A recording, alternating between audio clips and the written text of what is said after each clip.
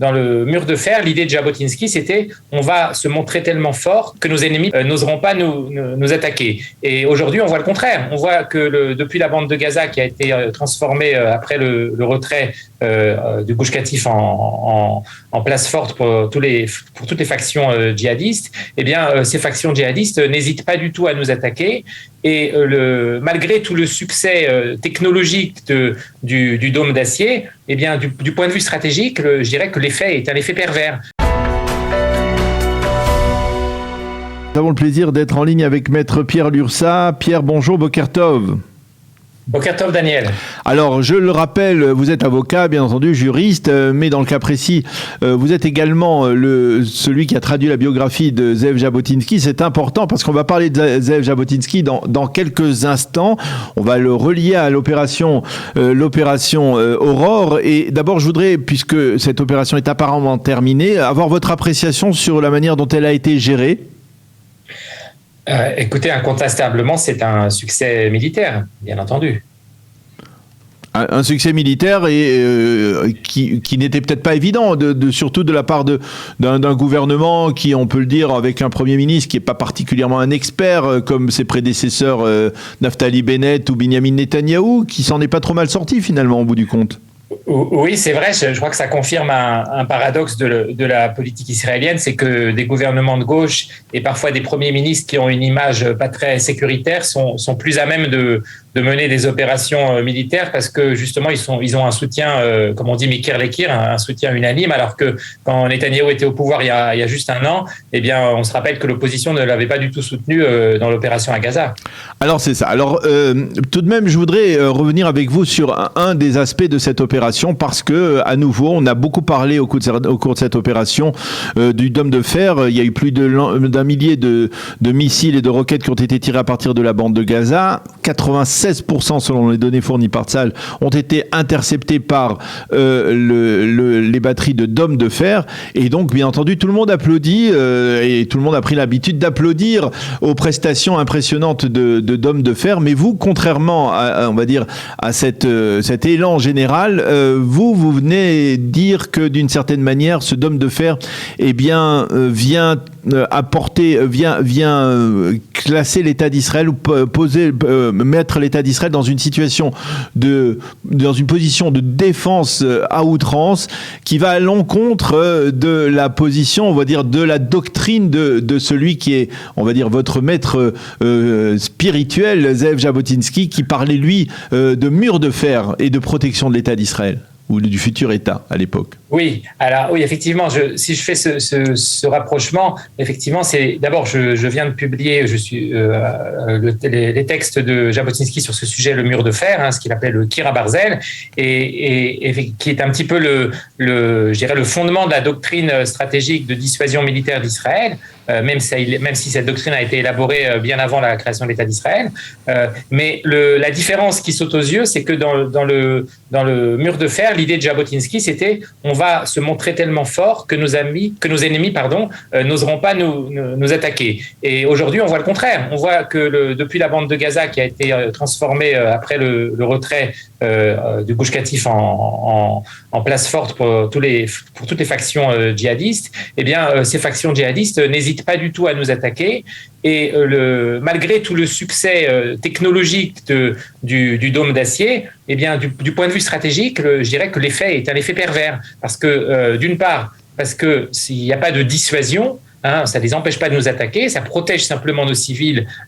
Et on pourrait dire paradoxalement que plus on protège nos civils, plus le pourcentage de protection est élevé, eh bien, plus l'effet pervers est élevé lui aussi. Et je m'explique parce que si on imagine qu'on aurait 100% de réussite, qu'aucun missile n'atteindrait le territoire israélien, eh bien, du coup, on pourrait continuer à vivre comme ça, sans aucune intervention à Gaza, et on considérait presque normal qu'on nous tire des missiles. Alors qu'on sait bien que la vie de tous les habitants du sud d'Israël est aujourd'hui perturbée régulièrement, que c'est une vie, je dirais, quasiment impossible, et que même du point de vue stratégique, c'est totalement inacceptable qu'un État fort comme l'État d'Israël vive sous la menace permanente de missiles tirés par des factions terroristes qui ne sont même pas des armées.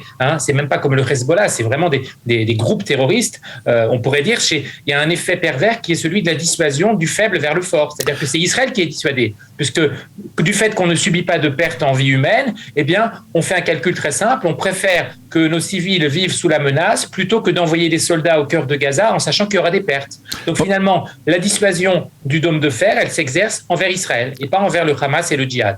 Parce qu'il n'y a pas seulement que le dôme de fer dans cette doctrine de la défense à outrance qui s'est instaurée en Israël ces 20-30 dernières années. Il y a ces murs de béton que l'on voit qui sont en train d'être dressés dans le nord d'Israël, qui sont dans le pourtour de la bande de Gaza, le mur de la fameuse barrière de sécurité de 720 km dans la Judée et la Samarie. Ça fait partie aussi de cette... C'était pas du tout... C'était le contraire de la doctrine de Jabotinsky. Ce n'était pas de dresser des barrières, des murailles, c'était d'essayer d'aller vers l'ennemi, n'est-ce pas ? Absolument. Le mur de fer tel que l'avait imaginé Jabotinsky, c'était évidemment au sens symbolique, et c'était pas du tout se protéger derrière des murs, parce que ça c'est la conception galoutique, c'est la conception du ghetto. Le juif vit derrière des murs, alors que dans l'éthos sioniste de l'époque, qui a été d'ailleurs celui de Tsahal aussi à certaines époques. Et oui, c'était les opérations offensifs et combatifs. Eh bien, on devait porter toujours la guerre sur le territoire de l'ennemi, et c'est ce que Tsahal a fait avec succès. Pendant la guerre des 6 jours, à Entebbe, je dirais toutes les grandes victoires militaires d'Israël ont toujours été des victoires offensives. Et aujourd'hui, on s'est un petit peu retiré dans une espèce d'état d'esprit purement défensif. Et finalement, je dirais c'est une grande régression sur le plan militaire et stratégique, parce que on reste une armée très forte, et on l'a prouvé d'ailleurs hier et avant-hier, mais une armée qui, malgré tout, devient très timorée. Alors vous allez m'expliquer le paradoxe, puisque vous venez de dire, effectivement, pendant les premières années, il y avait Ariel Sharon, on va dire les opérations de l'unité 101 et Tsahal, les parachutistes, la guerre des 6 jours, même la guerre de Kippour et l'opération Entebbe. Finalement, il y a un paradoxe, c'est sous les dirigeants travaillistes du MAPAI et du Parti travailliste que la doctrine de Jabotinsky a été apparemment respectée. Et puis, quasiment depuis que la droite est au pouvoir, depuis 1977, eh bien, on a l'impression que on s'est installé dans une doctrine de défense. Je pense pas que ça soit un problème de droite ou de gauche, parce que je vous rappelle que une des opérations les plus offensives de Tsahal était la guerre du Liban, qui a été menée par Menachem Begin avec Ariel Sharon. Donc Menachem Begin, c'était quand même lui l'héritier le plus direct de Jabotinsky, et donc de ce point de vue-là, on peut pas dire que ce soit la gauche ou la droite, avec cette petite réserve qu'effectivement, quand c'est la droite qui est au pouvoir et qui lance des guerres, la gauche en général se prive pas de la critiquer. On se rappelle des manifestations à l'époque de la première guerre du Liban. Alors que quand c'est la gauche qui est au pouvoir et qui lance des opérations militaires, la droite en général est au garde à vous. Donc ça, effectivement, c'est une différence. Mais je crois que c'est un problème plus profond que celui de la gauche et de la droite. C'est le problème, je dirais, de l'éthos même de Tsahal, qui a toujours oscillé entre ces deux positions, entre un éthos purement défensif qui historiquement a toujours été présent depuis la Haganah. Il y a toujours eu l'idée que les Juifs devaient pouvoir se défendre, mais l'idée qu'il fallait, pour se défendre, il fallait contre-attaquer, celle-là, je dirais qu'elle est beaucoup plus minoritaire. Et elle apparaît régulièrement, mais elle disparaît aussi régulièrement. Et aujourd'hui, on est vraiment dans une phase de régression, c'est-à-dire que Tsahal est en position défensive, et même lorsqu'on contre-attaque, ou même lorsqu'on fait une attaque préventive, comme c'était le cas contre le djihad islamique ces derniers jours, eh bien, je dirais c'est à titre tout à fait exceptionnel, et ça ne remet pas en question cette doctrine fondamentale que le but finalement de l'armée, c'est simplement de protéger très très relativement d'ailleurs les civils, puisque même s'il n'y a pas eu de perte en vie humaine, eh bien ils vivent sous la menace des missiles du Hamas et du djihad. Et paradoxalement, je dirais que cette protection toute relative, en fait, elle nous habitue à vivre sous l'épée de Damoclès des missiles de nos ennemis. Et finalement, on peut dire qu'avec tous les retraits successifs de Gaza, retrait du sud Liban et retrait partiel de la Judée-Samarie, finalement Israël s'est mis dans cette position de faiblesse structurelle à laquelle on ne peut pas remédier par les méthodes de protection technologique les plus avancées qu'elles soient, aussi avancées qu'elles soient. Et vous n'avez pas l'impression que ça a tout de même changé avec sous la houlette du général Aviv Kochavi, le chef d'état-major au cours des trois dernières années de l'armée israélienne, puisque on avait le sentiment effectivement qu'il était plus offensif que ne l'étaient ses prédécesseurs. Et même cette opération, finalement, on remarque que même, puisqu'on le disait la semaine dernière, on avait l'impression que la force de dissuasion de Tsahal était effritée par le silence, par le maintien d'une population, on va dire, paralysée dans le sud, dans le pourtour de la bande de Gaza. Et finalement, au bout du compte, il y avait une sorte de stratégie qui était claire. C'était finalement de dire, on va essayer de faire en sorte de protéger la population, mais on va aussi frapper fort le Hamas et le djihad islamique dans le cas précis, et afin de le dissuader. Donc il y a peut-être un changement, non? Vous ne le sentez pas?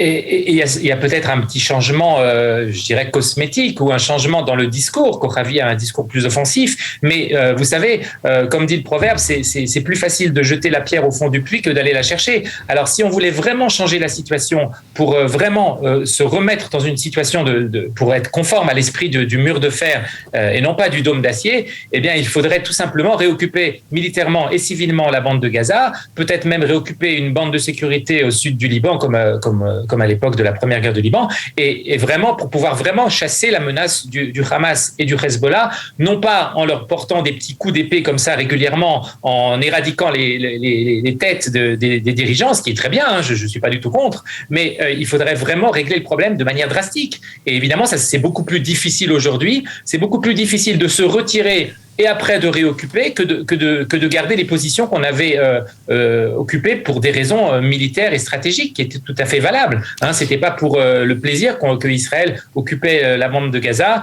ou le sud Liban. Il y avait des bonnes raisons et aujourd'hui on le voit très bien. Une question, est-ce que Zev Jabotinsky faisait une différence entre une confrontation militaire face à des armées régulières, comme cela a été le cas parce qu'on parlait de la guerre d'équipe de 6 jours et des premières guerres d'Israël, et la confrontation face à des unités terroristes, des organisations terroristes qui, par exemple, se protègent avec des boucliers humains ou pas?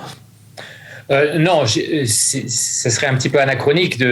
Jabotinsky a élaboré la doctrine du mur de fer il y a 100 ans. Oui. Donc bien avant je dirais même avant le réveil de l'islam politique. Donc quelque part, ces conceptions sont datées, mais en même temps, elles demeurent d'actualité puisque son idée principale, son idée force, c'était de dire il faut qu'Israël soit tellement fort que nos ennemis n'oseront même plus nous attaquer. Et on en est très loin. Même si, tout de même, malgré tout, par exemple, on voit le Hezbollah. Le Hezbollah, ça fait déjà plus de 15 ans que le Hezbollah n'attaque pas, que le Hezbollah est dissuadé par une opération, par la seconde guerre du Liban, même si cette guerre n'a pas été considérée comme tout le monde comme une grande réussite. Oui, alors c'est vrai que le Hezbollah, d'une certaine façon, est un petit peu dissuadé par le. Et d'ailleurs, il a suivi de très près la dernière opération à Gaza parce que quelque part, il mesure un petit peu quels sont les risques, les avantages et les inconvénients pour lui de se lancer dans une opération. Il y a effectivement, je ne dis pas que la dissuasion a totalement disparu, bien entendu, ça serait tout à fait exagéré, mais regardez ce qui se passe à Gaza. Finalement, ce qu'on a fait ces 3 derniers jours, on a éradiqué les têtes du djihad avec l'assentiment tacite du Hamas. Donc finalement, la politique que mène aujourd'hui Israël face à Gaza, c'est tout simplement de négocier avec le Hamas une tranquillité relative à la frontière sud d'Israël. En d'autres termes, ça s'appelle Dmei Chassout, et dans le langage politique de l'islam, ça s'appelle tout simplement un impôt de protection. Finalement, Israël paye au Hamas un impôt de protection pour que le Hamas accepte de garantir une certaine sécurité à la frontière de Gaza. Et ça, je dirais que c'est une grande régression aussi face à un ennemi musulman animé par une idéologie islamiste radicale. Israël, finalement, rentre dans le piège de la politique islamique en acceptant de payer par l'argent du Qatar qu'on laisse transiter, par toutes sortes de moyens, par toutes sortes de choses qu'on laisse passer à Gaza, et finalement on achète notre protection. Et ça, c'est pas du tout conforme à l'éthos sioniste et à l'éthos du mur de fer de Jabotinsky. Eh bien, en tout cas, c'était un débat extrêmement intéressant. C'est un sujet extrêmement intéressant à évoquer, surtout dans la conjoncture donc sécuritaire actuelle. D'homme de fer face à mur de fer, c'est le thème que vous avez développé en particulier donc dans les écrits de Zev Jabotinsky que vous publiez. Donc, donnez-nous plus de détails. Oui, alors le dernier, c'est le 4e volume de la bibliothèque sioniste que j'ai fondée il y a 1 an. Et donc le dernier volume s'appelle Le mur de fer, les Arabes et nous. Donc ce sont des textes de Jabotinsky que j'ai traduits en français, que j'ai présentés avec une introduction et qui sont donc publiés aux éditions L'Éléphant. Eh bien, merci beaucoup Pierre Lurçat, maître Pierre Lurçat, de nous avoir dirigé donc vers cette réflexion sur le mur de fer de Zeev Jabotinsky et sa relation avec aujourd'hui donc la doctrine stratégique de l'armée israélienne, une doctrine donc défensive à outrance qui se répercute à travers le dôme de fer. Merci beaucoup d'avoir été avec nous ce matin. Bonne journée Pierre et à bientôt. Merci à vous Daniel.